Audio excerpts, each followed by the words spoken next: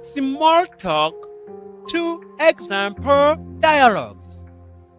Ibiganiro bigufiya muri dialogue cyangwa se ibiganiro bya babiri bibiri.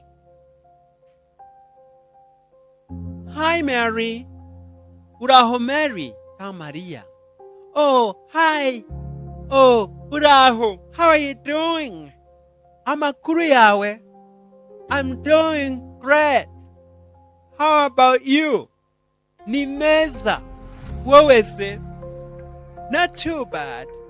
The weather is great, isn't it?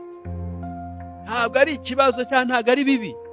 Ikirere gisa neza. Sibyo? Yes, it's absolutely beautiful today. Yego, rwose uyu munsi harasa neza cyane. I wish it was like this more frequently. Nifuzaga ko hamera gutya inshuro nyinshi. Me too. Nanjye nuko. I'm gonna meet a friend of mine at the department store.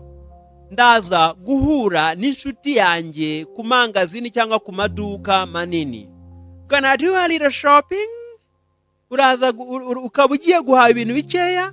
Yeah, I have to buy some presents for my parents. Yego, ngomba cyangwa mfite kugurira impano ababyeyi banjye. What's the occasion? Habaye iki? It's their anniversary. Ni isabukuru yabo. That's great. Well, you better get going. You don't wanna be late. Ibyo ni byiza cyane. Byaba byiza ubaye ugenda kuko udashaka gukererwa.